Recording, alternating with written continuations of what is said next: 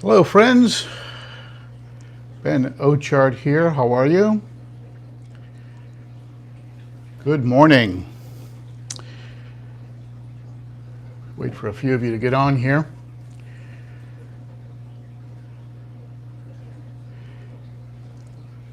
"11 thumbs up and I haven't started." Now that's positive.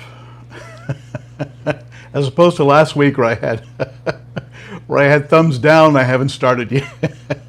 That's moving in the right direction. Thank you, my friends. Hello to you. And I want to welcome those of you who are on. And hello, Franklin Hung and Posey Wee. And some of you that I missed, unfortunately, as you flew by on my screen. I am still broadcasting. Hey, GP. I am still broadcasting off of my phone. I'm streaming off my phone. Hey, Denny, glad you can make it, buddy. And I'm broadcasting off the phone because my computer, my Acer Helios 300 Predator, big fancy name, it wouldn't boot up. It wouldn't start. It would go black and then it wouldn't come back up. So I had to send it back to Acer in Texas. I was worried that their plant had shut down with all of the craziness that's going on, and I wasn't going to get my computer back for a long time. But I got an email yesterday saying that it is repaired and is being sent back to me. So starting next week, I can go ahead and start to include other kinds of graphics in the streams. But until then, we're going to continue with the old school method. So if I can do a quick sound check, if you can hear me okay, let me know. And if you can see me okay, sound good and quality looks good. Excellent tech for text. Thank you so much. The perfect response from the perfect viewer. Tech for text. Thank you. So wherever you are, I hope you're drinking out of one of these cups. And thank you for all the feedback on the sound. And loud and clear, very, very good. I am using a leveler mic that I have attached to me, which tends to give us a pretty good, just a better quality. Doesn't require me to speak loud, which at the end of an hour, I'm pretty much wasted. So we have a lot of stuff to cover today, and I'm really kind of excited that we all can still participate in this. This is a corona-free zone. I want you all to know that. So. And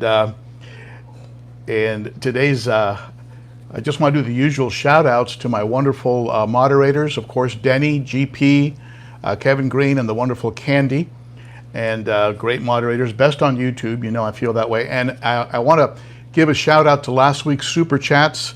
We got a little bit of momentum going on this idea of an 8-foot tank. I'm not sure which one of you started that, maybe Brian, I don't know, but Alla Trevelyan, hope I'm pronouncing that right. Alla Trevelyan. Danny Hoganboob came in 3 times, and Brian Hahn came in strong, and Gaudy Guy. So thank you for those super chats. For those of you who don't know, a super chat is you throw a little money at the channel, and it helps out. I also want to thank those of you who have gone and purchased the mugs, and so you can have coffee with me during the coffee and Cichlids and coffee live stream. So thank you to all of you for that. Also, a big thank you to those of you who recently, and for those of you who have been subscribers and have shared the channel, and those of you who are new subscribers. The channel just went over 21,700 subscribers, and that's great. I mean, that to me exceeds all my expectations.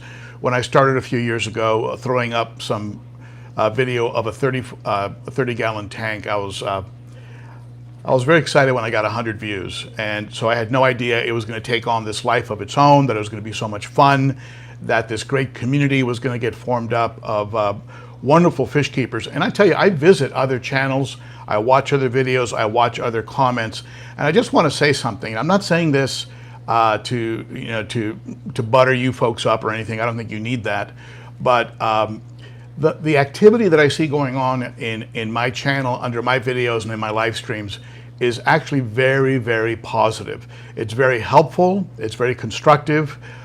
There is a lot of sharing of knowledge, not always agreeing. People don't always agree, but when they disagree, I've noticed that 98% of the time it is a a very civil discussion, an exchanging of ideas. And you know what? We need that. Right now more than ever. We need people who actually disagree to be able to get together and talk and come to a better understanding of where the other person is coming from, as opposed to just shutting that other person down. So I really like the shape and the sort of life or culture that the channel has taken, including on the live streams. I love reading the back and forth that goes on in the live streams, the discussions that take place that sometimes have nothing to do with what I'm talking about. It just and it doesn't offend me or bother me. It just sort of takes on this life of its own, and I think it's kind of cool. And I notice that everything it's very civil. It's more the exception, very much the exception, that one of the moderators have to actually block or erase a comment. So and that's a good thing. That's a real good thing. So so what's been going on? You know, I had some stock changes. You saw the video probably if you where I made some changes. Anyone who grows out fish, you know, I sometimes will buy in an effort to save a little money, and because of the enjoyment I get out of raising fish and watching them color up, I'll buy 3 or 4 unsexed fish for a bargain, you know, like $8 to $15 each, and then, you know, raise them up. Well, as that process progresses, you get to a point where that fish has to come out of the tank that you were raising them in, which is my grow out, my 60-gallon grow out, and then graduate them out. Well, the 100-gallon had become a little bit too crowded. It had been too crowded for my taste, so I had to thin that out. So I was able to sell some of the fish in that tank, and I am selling other fish in that tank as well. An autopharynx, I believe a couple, maybe even of the bucochromis. They might be females. It's sort of too early to tell. And also a livingstone eye. Someone wanted one of the livingstone eye if it was a female. I think the 2 livingstone I have might both be males. But at any rate, so I'm thinning things out, making room, and I'm going to move the sand diver and the gar, which are both looking beautiful, beautiful confirmed males. They're going to go into the 100. So, and I'm not sure if I'm going to move anybody out of that 100. I'm not sure if any of those are ready for the 150. Possibly the Dragon Blood might be ready for this tank, but the first time I brought him over, he took a tremendous whooping, and I had to put him back into the 100 so that I put him back into the 30 so he could recover, and then I put him in the 100. So I have to be real careful who I move over and who I don't. So we have some stock changes. I also talked a little bit about fish getting old. One of the things that that you experience if you take care of your fish, if you do a pretty good job. I'm not trying to blow my own horn, but if you take care of them and they live a long life, eventually they get to a point where they start to break down, and that's the subject of that one video, things that I don't like or things that I hate about the hobby. Watching them start to break down, you can tell by their coloration gets a little blotchy. They get less active. They start to hang out in corners. They don't look sick. They just look old, and old is it's a different look than being sick. And I talk in that video about how one of the things I don't like is how, and this is probably a situation in all species, maybe not so much humans, but maybe a little bit.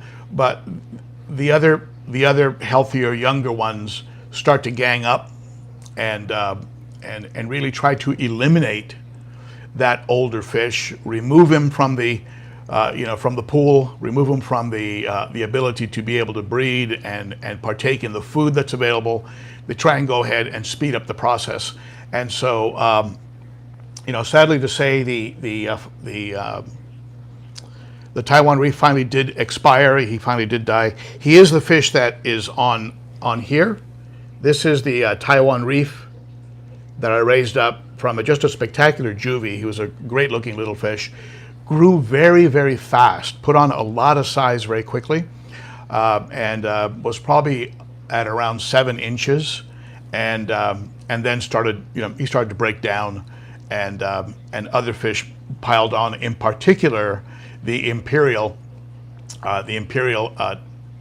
piled on, and wouldn't let him come out from the corner. And finally, I found him upside down. And so anyway, so hey JSV, I'm glad you finally could catch me live. Appreciate that. So what else has been going on? I talked about having a bigger tank without moving your fish. Some of you saw that video. I talked about the like removing some of the decor. And for those of you with a very observant, good eye, you'll notice that I've done that in this tank behind me. I've removed one of the large plants from there, and one of the large plant and one of the large rocks. This rock here, this 2-part rock, had a much larger second part. There was another part, a much larger part, and that was taken out. One of these long flowing plants was taken out, and this is pretty much the same the way it was. But at any rate, I went ahead and I practiced what I preached. I did the same thing in the 100. You'll see that in an upcoming video. And so I've kind of thinned out the tanks, give the fish a little more swim space. It creates a little bit more water volume. And because of that, of course, with more water volume, of course, you dilute your nitrates and things of that nature. So more water volume is a good thing. And so at any rate, Jamie, hey, prayers and wishes for that, my friend, for that to get better. That's never easy. So that's right, Clint. It's and if I had to choose, your point is well taken. If I had to choose on how they eventually move on, it would be through old age. It's sort of the way I'd like it to be, as opposed to a horrible disease or something that I do that's stupid, that kills a bunch of fish or something. I'd rather see them die of old age. So what's coming up? I'm going to be releasing a very short and sort of silly video tomorrow. I invite you to watch it. It's not going to take up much of your time, and it's just going to be about clown the Los Tres Amigos, in particular one of the Tres Amigos that are in the 100, who does something very, very silly. And I'll go ahead and watch it tomorrow. It'll take you about 2-3 minutes, and it's me sneaking up on the tank and catching a clown loach, being a clown. And so it's going to be just a fun little video I'm going to release. I'm also releasing a video on a very large water change that I did, going through the steps of how I did it on this tank behind me. And it's called Gigantic Water Change is the name of the video. That'll probably be out on Tuesday. And I have a couple other things in the works. I'm other sort of projects that I'm kind of milling around. And certainly if you folks ever have ideas of things that you would like to see me talk about in a video, or projects that you think I should consider, I'm always open to suggestions. The truth is I get a lot of my ideas for videos from you. I actually reading your comments, reading what you're saying. Very often I will steal an idea from you, and that's what the video topic will be. So aqua balls. Last night I found my 4th mud skipper. All right, so you must have a little mud skipper tank going on. I like mud skippers. I like what Zenzo Tozawa did with that tank, where he has like kind of half water level, and then there's a build up that the mud skippers can come up on, and just very, very cool, very, very cool. So let's get into just a very. I want to touch on this topic, and I don't want to belabor it. I mean, we're hearing so much about it already that a lot of us are like, okay, enough already. I got it. And but I just wanted to talk a little bit about this idea of keeping fish during a plague. In this case, the coronavirus that seems to have everybody very, very concerned. I'll tell you, it's very eerie for me to pull on to one of the main drags here in Los Angeles. There's a boulevard that runs not far from my house called Foothill, and it's always packed. And yesterday I pulled out onto that street, and there was Nobody. As far as I could see, left and right, there wasn't a single car. It was like something out of one of those apocalyptic, post-apocalypse movies. You know, I expected to see a group of zombies coming down the road or something. I mean, it was a little bit eerie, but I'll tell you, I didn't mind the lack of traffic. And when I went onto the highway, onto what is called the 210 freeway here in Los Angeles, it was very nice that, you know, you could just drive without having to be bumper to bumper with people. And so it's a very interesting time right now. If I had to recommend something, I would say support your fish stores if you can. Someone suggested buy gift certificates. Call your fish store, ask them if you could buy a gift certificate that you can then come in and use later if you don't want to go in. Support these little stores because very often they operate very close to the line and they don't have a big pile of reserves or a big bank line, credit line that can float them. So maybe calling them up, assuming you haven't been laid off and that you're not suffering financially, if you can, call them up, buy a gift certificate, and or even go. You know, even go there if you can. I doubt that they're very crowded. It might be a good time. You might have a good selection. You know, if your area is allowing you to go out and do things like that. I know some areas are getting pretty strict. But yeah, buy a gift certificate if you can. Order from James Largo. I notice James Largo is on the stream. Order up some of his extreme fish food. Call up my friends over at Super Cichlids and place an order or buy a gift certificate for a friend for Christmas. Support these local fish stores right now because I guarantee you every one of them is really in a tight bind right now. Someone suggested that with restaurants. You know, I went up to a little village. It's a village called Sierra Madre Village right above my house. And it's usually buzzing, has a lot of restaurants and coffee shops. And it was shut down, completely shut down. You know, all the doors locked.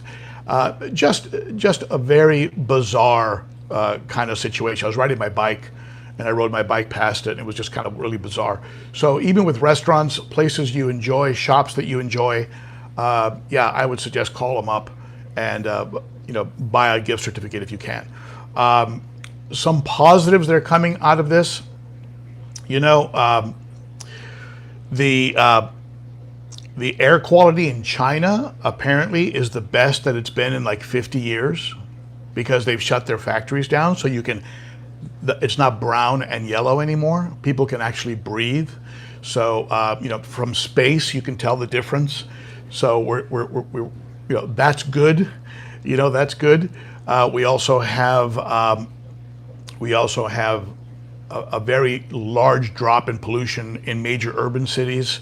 In Italy, I heard, and if you know about this, you can confirm it. In Italy, I heard that dolphins have been spotted swimming up into the waterways, which were very common, you know, 100 years ago, 200 years ago. You see a lot of dolphins on Roman art and things, but apparently they've come back into the Italian waterways.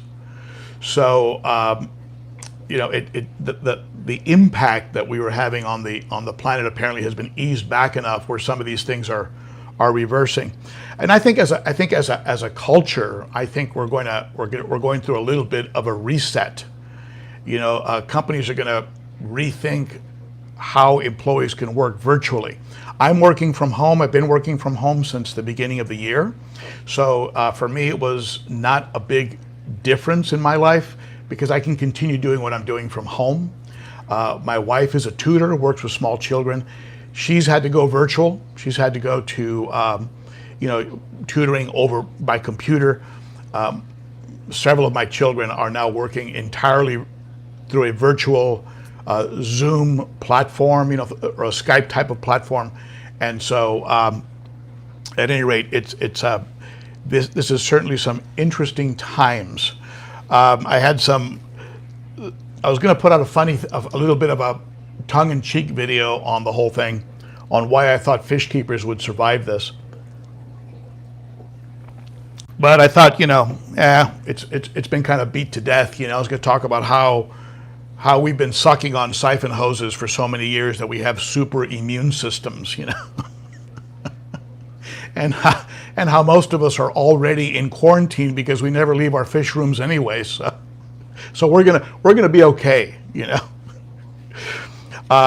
But you know, interestingly enough, I have read that there is science on how the immune systems, the blood pressure, the heart rates of people who look at aquariums is actually good. You know, you're watching fish apparently is very, very relaxing, and it lowers blood pressure. It kind of chills you out, and of course, when you're under less stress, just like your fish, when you're under less stress, your immune system functions better. And so, at any rate, there's a lot of good news for fish keepers in that their chances of survival are probably better than the general population, just in this layman's opinion. So, at any rate, let's talk a little bit about the comments, some of the comments that were made last week, and some of the comments that you're making today. Hey, Zen Ginger, thank you for sitting in. Hey, Candi. And let's see here. So last week we had Jerry Martin. Now, Jerry Martin made a really interesting comment last week, and I just want to share it with all of you, and at the same time give him a bit of a shout out. And he said that he had a great week. He helped a young person get started in the hobby, gave them a complete 10-gallon setup, also giving a coworker, giving them some angels for their tank. This is the part of the hobby I enjoy. I love that, Jerry. You know, I love that. You know that I'm all about growing the hobby. This is why I push so hard that people don't jump on people who ask questions that seem silly. I like to encourage new fish keepers to come in the hobby. That is the future of the hobby. And that's awesome, Jerry. Very well done to you, my friend. Solar King Ronnie L.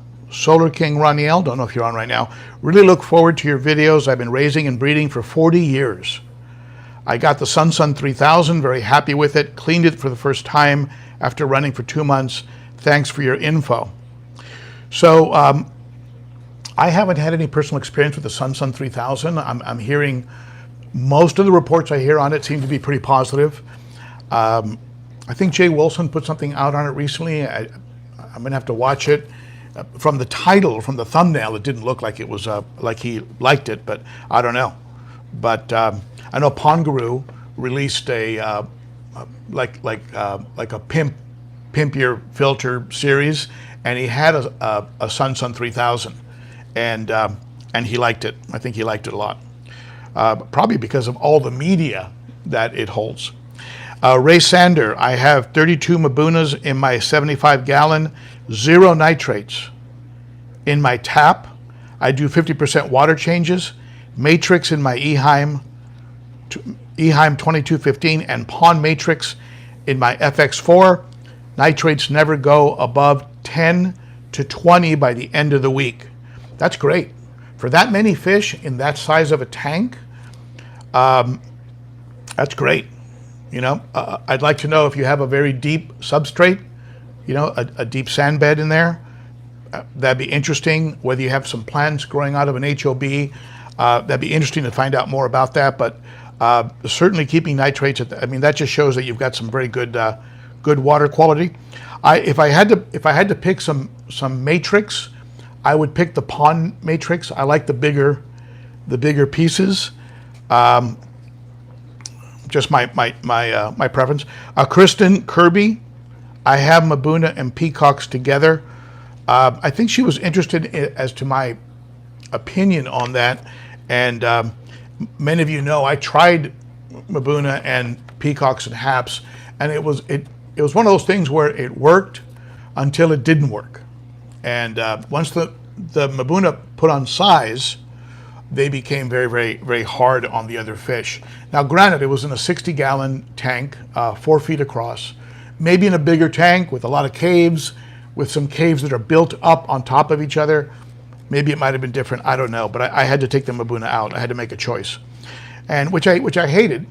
I didn't have the time or the money at the time to do a second tank.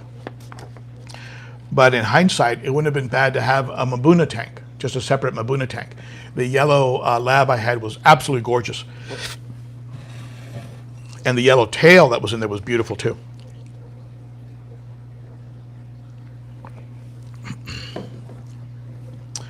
Chris Palmer, can these gas pockets, remember we were talking about if you have a deep sand bed, that can help with anaerobic bacteria that can then help to get nitrates converted and then gassed off.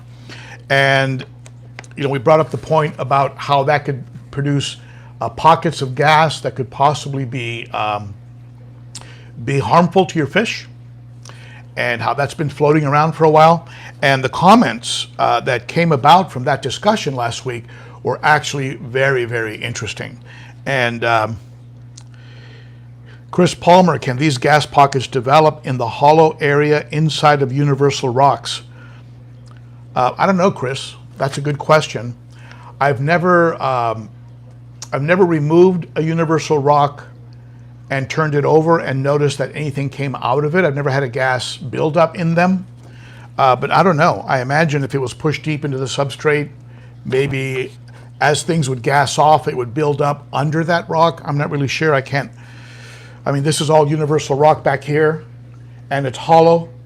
It's heavy. They build some rock into them so that they stay down. So it's heavy, but not as heavy as a rock that you could drop and break your tank.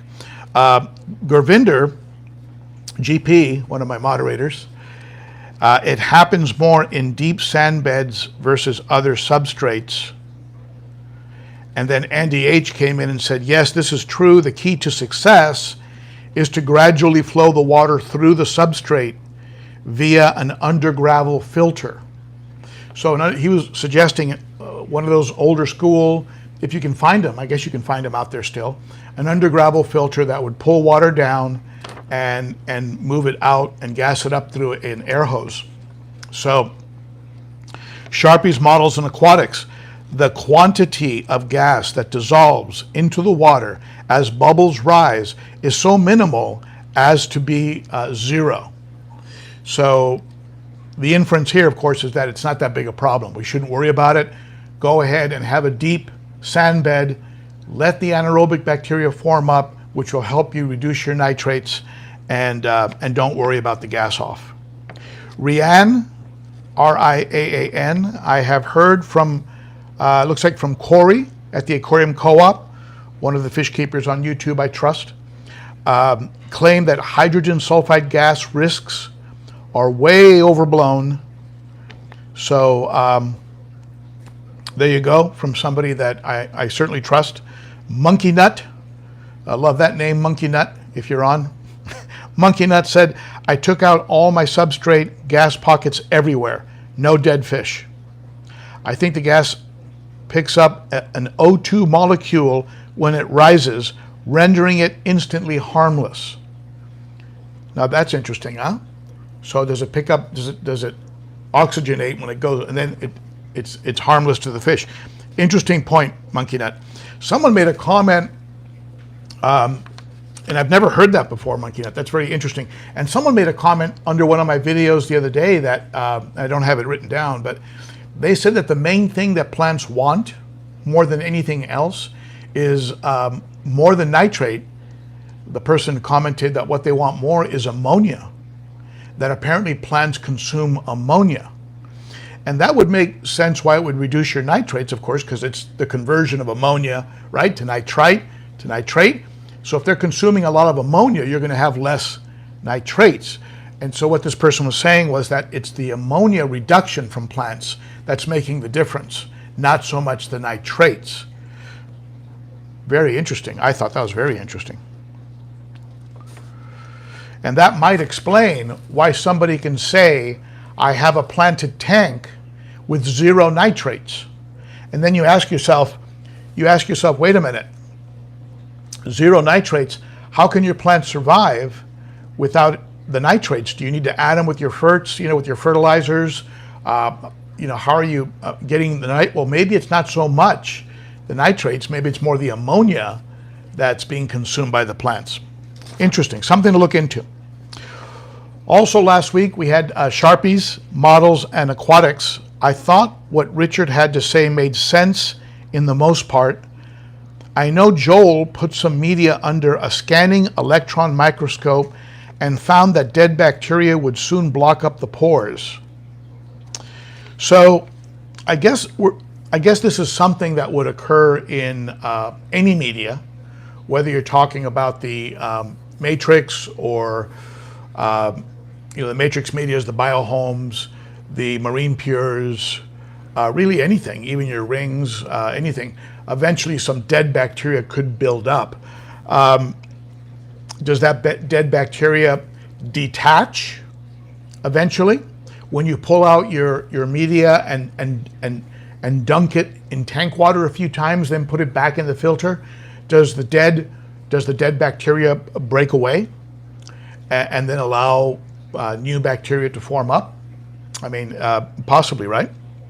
So Cesar Sosa asked the very good question, what about K1? And what he's asking about, of course, is the moving bed. You've seen those moving bed filters where all those small plastic pieces are moving around in the water. What they're doing is they're banging against each other. And when they bang against each other, they release the dead bacteria or the weak bacteria. And over time, what's happening is you're getting a stronger and stronger bacteria, and you're constantly cleaning up the media because of the fact that it's impacting. And so yeah, Caesar, I think that what you're doing there is you're sort of doing an ongoing cleaning up of the media, and that would probably address and solve the point that was brought up by Sharpies, Models, and Aquatics about the dead bacteria blocking up the pores. So a moving bed type of K1 type of filter. We had Kendrick Lamar. Kendrick Lamar asked, Ben Ochart, what are your thoughts on the recent discovery of proteins being found in ancient asteroids?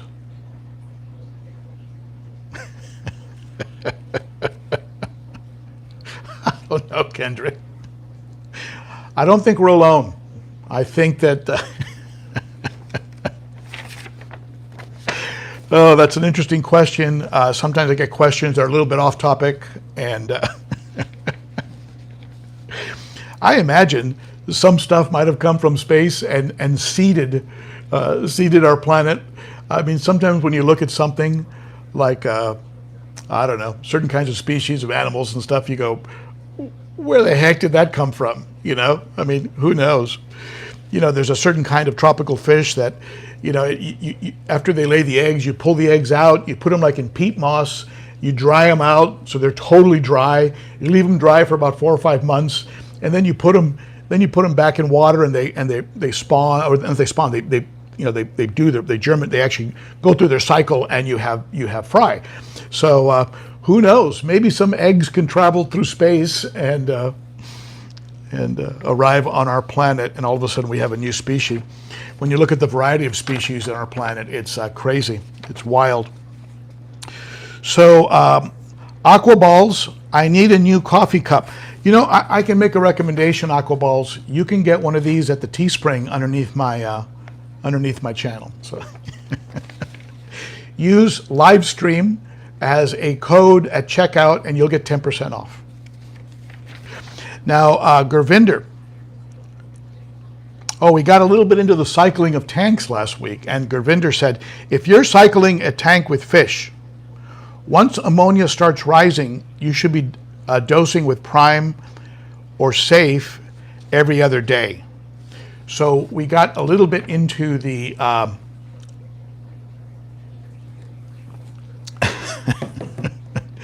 Kevin Green chiming in with his alien planet pawn that he has. So yeah, we got a little bit into the cycling of tanks and whether you should mess with the tank when it's cycling and we got into the differences between the fishless cycle, where some people were even adding ammonia, versus a cycle where you're doing with fish, and how you would handle those things differently. And okay, looks like we're getting into the space discussion. I've opened up a can of worms. Welcome to the X-Files. And all right, so let's see here. Let me do one thing here so I can catch some of your more recent comments. Someone asked last week, someone said, hey, you're way behind in the comments. But what I do is I scroll back through the comments so I can see what you said. So a Gaudy guy said, do you test your tank before and after a water change, and do you write it down for tracking purposes? Gaudy guy, I keep a running record of what I do with my tanks on my phone in the notes. You know, your phone has this thing called notes, and I have one note that is strictly dedicated to aquarium maintenance. So whenever I do anything major, like a canister clean out, or I add or remove or replace a certain kind of media, I'll go ahead and make a record. And then if something changes in my tank, like the fish look better or they look worse, I can go back and I can find what changes might have occurred. Let's say I change a maintenance schedule, or let's say I change food. I start feeding a different kind of food. I have a record of it, and then I can let's say a month later, I notice something different. I can go back and see. So I do keep a record of changes, significant changes. I don't put in there, did a water change on the 21st. I wouldn't do that because I do water changes every week usually. But if I did something major during the water change, like removed rocks and plants, okay? Took out rocks and plants. Well, people say when you remove decor, you remove beneficial bacteria. If my fish had looked stressed after that, I would have known that I had a drop in perhaps beneficial bacteria. But when you see the 200 pounds of media that I have in the sump, and all the sponges I have in the 704B, the substrate and everything else, the background on this tank, I don't worry about losing beneficial bacteria. So Sean DeClerc, I introduced 17. We're talking about introducing fish to your tank. Now let me get this here. So we're talking about introducing fish to your tank. I introduced 17 one Saturday and 17 the next Saturday. This was after a fishless cycling for over 2 months with Fritz ammonia. I didn't know Fritz made ammonia. That's interesting. I know they have that Fritz Turbo Start product, which I've heard great things about. Daily dosing to build a lot of bacteria, had no issues. Interesting. Okay, so Fritz has an ammonia product that's designed, I assume, for cycling tanks, and you're able to add a group of 17 and then another group of 17, and that's great.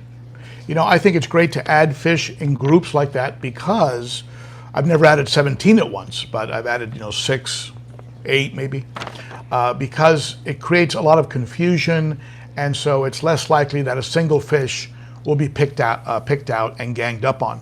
When I added the dragon blood to this tank behind me, he immediately was singled out, and several fish started to give him a hard time, so I had to pull him back out again. If I bring the dragon blood from the 100 back to this tank again, I'll probably bring along the Malawi trout, the gar, maybe the deep water hap, and add 4, 5, 6 fish at once, and that should spread things out a bit, create enough confusion so that one fish doesn't get singled out and destroyed. Now, this was a very interesting comment. I thought this was very interesting. Broken Texan. I stay away from prime. Pond Guru goes over it in one of his videos. He said to stay away from dechlorinators that say nitrifying. Fluval's conditioner is all natural and doesn't harm beneficial bacteria. Interesting. So I've heard this before, and I've also heard it with chemical additives, chemical filtration, that if you use something that binds, or wraps around or somehow encases, and it can actually starve some of the bacteria. And for those of you who are trying to get a tank that fully cycles, you might be working against yourself by using dechlorinators that are binding up what needs to occur, in order, the food of these bacteria is getting bound up and becoming unavailable, and so your bacteria isn't able to go through a more complete cycle. So this is really interesting. I'd never heard of this product, Broken Texan, of an all-natural conditioner from Fluval. I'm going to look into it, make sure it's not just a gimmick or a sales pitch. We've certainly heard some of those from major product producers. I'll take a look at that and see what I think. And Kaler's Aquatics jumps in with a super chat. Thank you very much for that, my friend. Flowerhorn Fanatic. I just purchased a Clear for Life acrylic tank. I know you have acrylic. Do you have any tips on what the difference is and how careful I have to be? Well, I'll tell you this, acrylic tanks are less opaque. They are more see-through than glass. There are certain lead-free glasses you can buy, lead-free glass. They're more expensive, I think. But acrylic is, when I first set up my first acrylic tank, I was shocked.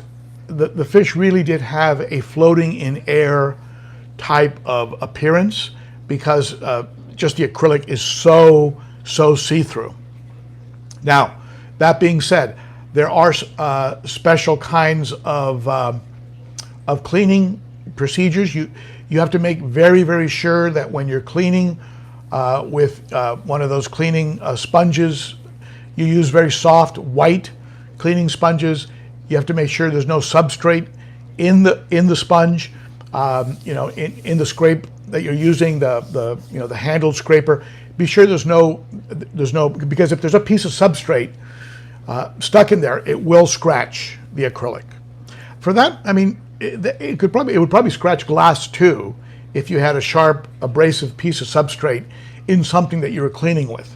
So really make sure, especially if you're cleaning very low in the front of the tank and you happen to dip into the substrate to get some of that algae that can build up just below the gravel line, just be sure you really shake that thing out. I really bang it against a rock a few times, really shake it out, make sure there's nothing left in it before you continue cleaning, because you will scratch the inside of the acrylic.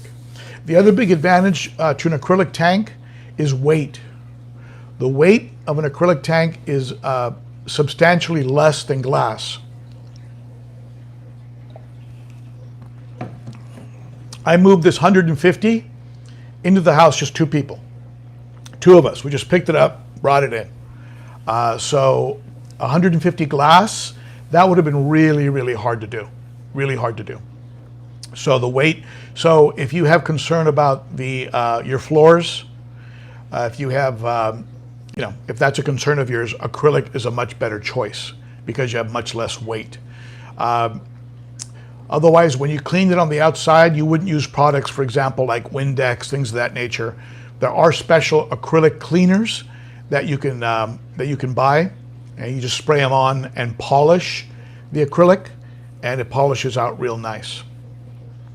If you do get a scratch, there are some techniques available on YouTube. You can just Google removing scratches from acrylic aquariums, and you'll get 15, 20 videos. I have little scratches, hairline scratches, on the sides of this one and also on the 100. They don't bother me. Sometimes a scratch will grow algae, and then it becomes more visible because it's a perfect place for algae to grow. But those can be fixed. Those can be, if it's on the inside, you probably have to remove the fish because it does involve using some chemicals, okay? So, but I love acrylic. My next tank, if I ever get that 8 to 10 footer, it will be an acrylic tank. For weight purposes, for clarity, for the visibility of the fish. I just love it. And my perfect, my ideal acrylic tank is the one that has the round corners. I think those are beautiful. You don't have that seam like you see here. You have that seam that eventually will get a little bit of that grazing, you know, so you can avoid that seam altogether. You get this rounded front like the 100-gallon has, and then of course in the back you have corners, you have seams in the back. But at any rate, I just love that look to me. And imagine that on a 10-foot wide tank that's about 20 inches high, about 24 inches deep. That would be, I think, a beautiful tank. Tremendous, just it would have a tremendous look. Solar King Ronnie, can flashing mean they're trying to be dominant? I have a beautiful dragon blood. He runs the tank, and every once in a while he flashes off the bottom, and he'll do it for like a minute. Well, Solar King Ronnie, I've heard different things about that. I've heard that it is a sign of dominance or marking territory, that does have something to do with it. Sort of like a dog going around and spraying different parts of your lawn. You know, this is my lawn. I just want everybody to know that. And so maybe that's something to do with it.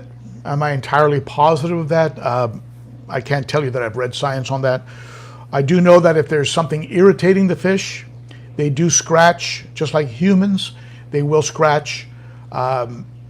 Sometimes you can have anchor worms, parasites, things of this nature.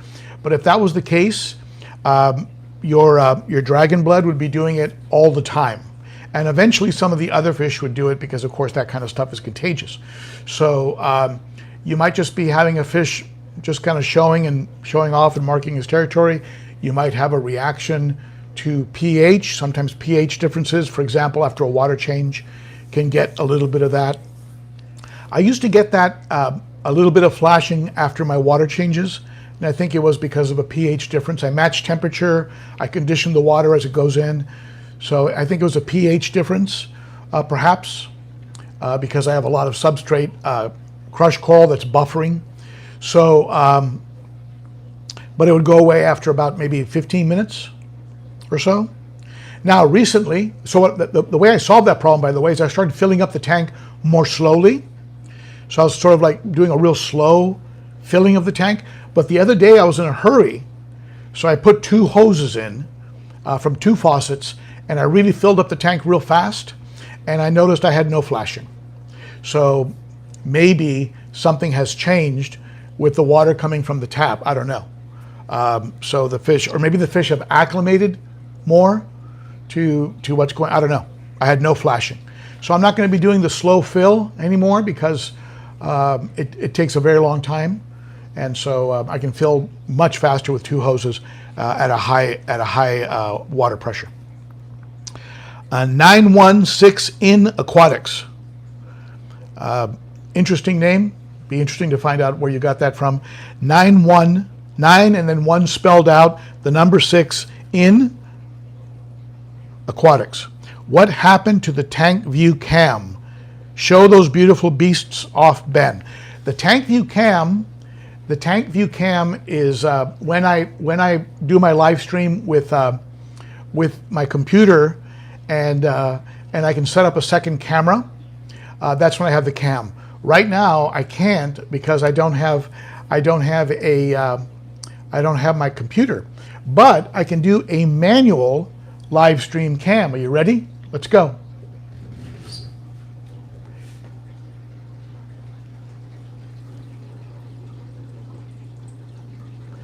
There you have it. You can't say I don't listen to you.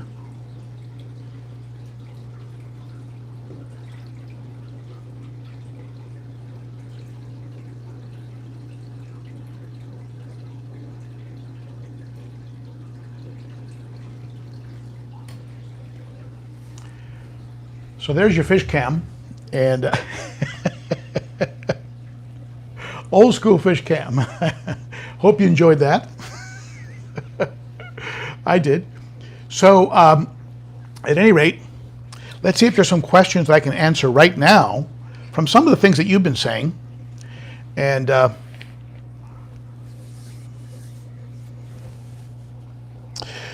Rob Duck, I was stupid and didn't take quarantine seriously. My biggest mistake now, we have to quarantine. So ironic. You know, Rob Duck, if you look at my my videos, you'll find a series of videos that have included in the series, My Fish Are Dying. And I introduced Colomaris into my tanks because I hurried up a quarantine process, and I paid the price. So you are not you are not alone, my friend. And there's different ways we can learn in this hobby. We can take advice from other fish keepers. We can study. We can get books, I guess. But a lot of us, excuse me, a lot of us, including me, have learned the hard way, which means that we lost some fish. And you know, I learned all about oxygen after I did a change to an aquarium, and I lost a bunch of fish that way. I mean, there's that old saying about closing the barn door after the horse has left, and unfortunately, that's how a lot of us learn. We close the barn door after the horse has left, and so you're not alone. So let's see here. Let me look back here. I'm gonna scroll back a little bit, catch some of your comments. Don't think that I'm way behind on the comments. I'm just scrolling back on a monitor that I have. So let's see here.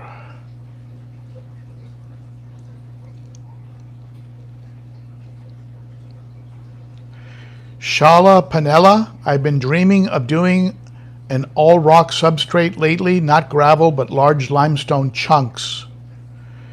Well, first of all, that would buffer quite a bit. Limestone, of course, is going to release a good steady amount of minerals into the water. So if you want a high pH, you'll get that. I imagine if you had some power heads blowing into those rocks and getting the gunk from accumulating and moving it towards the filter intake, it could be probably a very interesting look. I'd like to see that once you get it up and running. Daniel Barrett says there are vents in the universal rocks. There might be. I haven't noticed any holes in mine, but there might be some that I just simply haven't seen because of where they're placed. William Jansen, how deep is a deep sand bed? I imagine in the 3 to 5 inch range, you'd start to consider that a deep sand bed. I think if some of you on the stream right now have experience with creating an anaerobic sand bed, and you can chime in. How many inches did you have there? Hey, Robert, Redondo Beach, one of my favorite parts of the world. Let's see here. GP says you will not get gas buildup in universal rocks. They have holes for water to flow in and out. Okay, there you go. I'll take your word for it.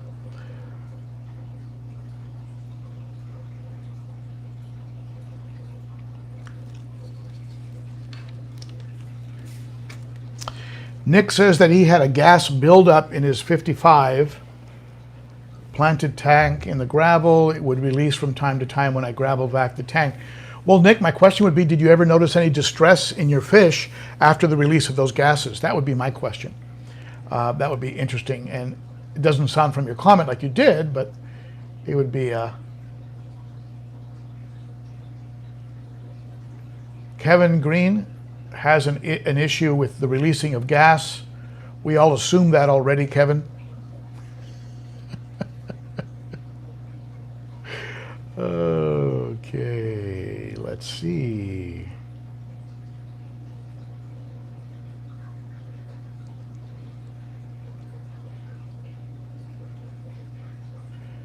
Kevin Green, is that why your biological media should be in the last something in the flow?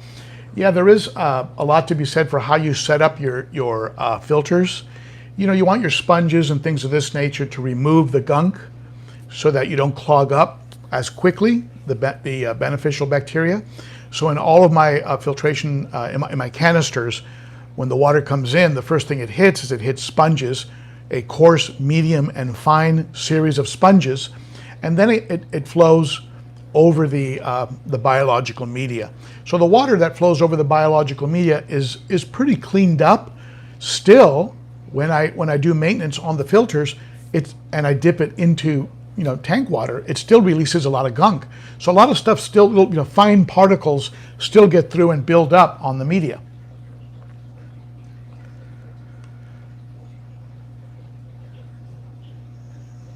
So let's see here. It looks like a lot of you think that we're not alone, and and we are getting alien life from asteroids. Let me see. Nick the Dick says that. Sorry, Nick the Dick. Aquaballs and you should get together. Prime sucks and can debind and starve your tank. So there you go. So apparently this is common knowledge. And I, yes, Mandy, another, let me see. Let me see, Clint's Aquatic Tanks. Clint says Clint's Aquatic Tanks, I use Prime and never had a problem with it. It might be true if you overdose. Yeah, I mean, I've been using Prime and Safe for years, and I've never had a problem that, but then I don't know. I mean, I've had times where my nitrates have gotten high. Maybe they wouldn't have gotten high if I was using the Fluval all-natural dechlorinator. Hey, Jerry, how you doing, buddy? Thank you for jumping in. Yes, the super chats are open. You can super chat. That is available to you. We are open for business here. We are not closed under the CDC requirements. Let's see here. Sharpies models, I guess you aren't in Norfolk. Okay, let's see. Let's see your comments if something jumps out here. If I miss some of your comments, I will review them after the stream, and I will bring them up next week like I normally do. Mitcha W, we can't even buy acrylic tanks in Germany. Wow, Mitcha, why is that? Is it some kind of an environmental factor, the ingredients used in acrylic tank? Why can't you buy acrylic tanks in Germany? That's wild.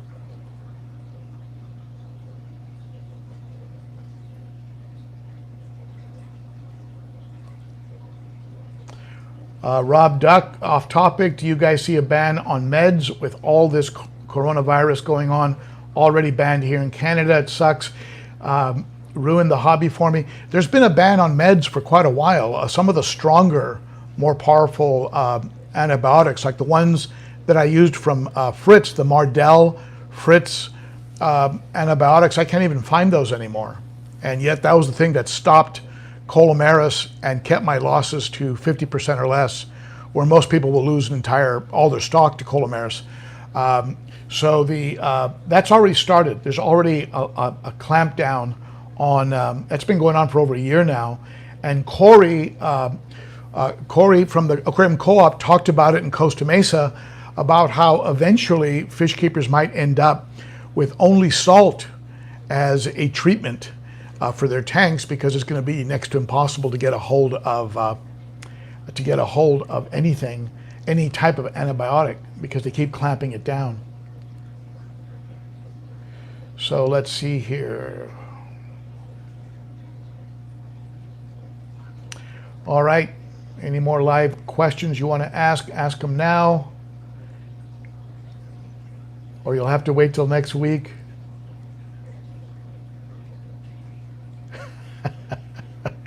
Sharpies models and aquatics. Kevin doesn't have the problem. It's the person downwind from Kevin. All right. GP says that the medication ban was due to people using them illegally to make other illicit drugs. So kind of like the NyQuil thing. That's why they have NyQuil, I think, under, for anybody who watched the series Breaking Bad, you know what I'm talking about. Some of these over-the-counter drugs are now under lock and key because people will use them to make crack and what have you. That's the crazy world that we live in. So I want to thank all of you for joining me today. I hope that all of you and your family, loved ones, and everyone around you is healthy and safe. Like I said earlier, a lot of us are in self-imposed quarantine all the time anyway, because we're in our bunker fish rooms. So a lot of us are going to weather this fine. But I want to thank you for joining in. Certainly share and comment and rate and all that good stuff. And you are very, very appreciated. Watch for a couple upcoming videos. The clown loach one's just going to be kind of funny, kind of silly, and then I have a couple other ones coming out on water changes, things of that nature in the coming week. Your ongoing support is very, very appreciated. Thank you for the super chats. Thank you to all of you for sitting in, and thank you to my wonderful moderators. You are the best on YouTube. I mean that. Okay? All right. Have a wonderful weekend, everybody, and we will get through this. It will soon be something in our rearview mirror, and we'll be fine and maybe better for it. We'll see. All right. Thank you, everybody. Bye-bye.